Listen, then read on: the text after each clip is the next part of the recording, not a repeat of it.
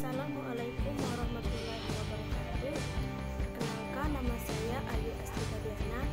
Saya mahasiswi dari tingkat 1 Akbar Stikes Mitra di Mabalani.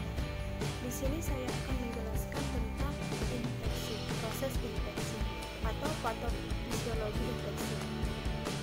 Infeksi merupakan proses invasif oleh mikroorganisme dan berproliferasi di dalam tubuh yang menyebabkan sakit.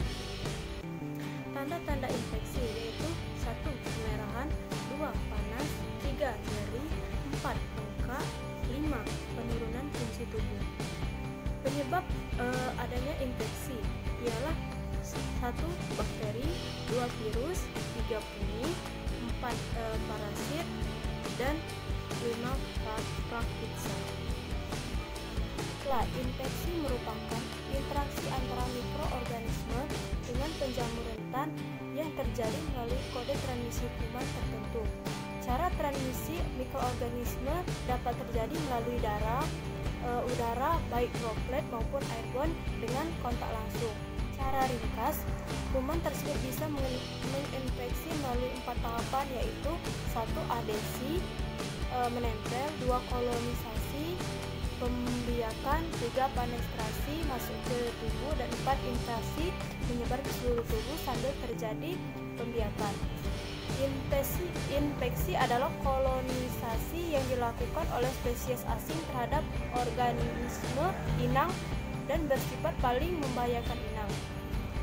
Organisme penginfeksi atau patogen menggunakan sarana yang dimiliki inang untuk dapat memperbanyak diri yang pada akhirnya merugikan inang.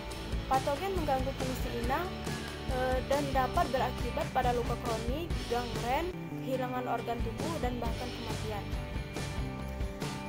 Respon inang terhadap infeksi disebut dengan peradangan. Secara umum, patogen umumnya dikategorikan sebagai organisme mikroskopik, walaupun sebenarnya definisinya luas mencakup bakteri, parasit, fungi, virus, virion, dan viroid. Setelah menembus jaringan, patogen dapat berkembang pada luar sel tubuh ekstraseluler atau menggunakan sel di dalam tubuh, yaitu intraseluler. Patogen dapat diklarifikasikan sebagai patogen yang berkembang biak bebas di dalam sel, seperti virus dan bakteri. Ada juga patogen yang berkembang biak di dalam paksi sel seperti mikrobakteria. Jaringan yang tembus dapat mengalami kerusakan karena infeksi patogen, misalnya oleh ekstotoksin yang diekskresi pada permukaan sel, atau sekresi endotoksin yang memicu sekresi sitokinin oleh makrofag yang mengakibatkan gejala lokal maupun sistemik. Bagaimana respon tubuh terhadap infeksi? Respon yang sering terjadi ialah peradangan. Mekanisme terjadinya radang merupakan mekanisme fisiologis tubuh.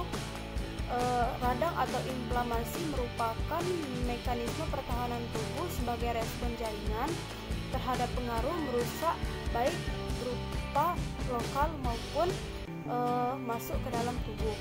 Ketika proses peradangan atau inflamasi berlangsung secara reaksi vaskular, di mana cairan elemen darah, sel darah putih atau leukosit, dan mediator kimia berkumpul pada tempat cedera jaringan atau infeksi.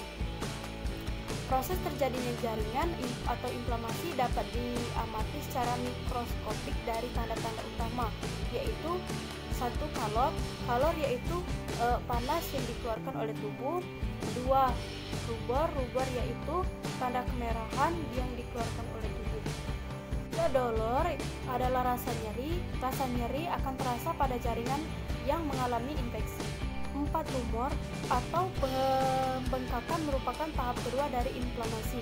Dan yang terakhir, fungsiolesa. Fungsiolesa adalah perubahan fungsi dari jaringan yang mengalami suatu infeksi. Baiklah, sekian dari saya. Wassalamualaikum warahmatullahi wabarakatuh.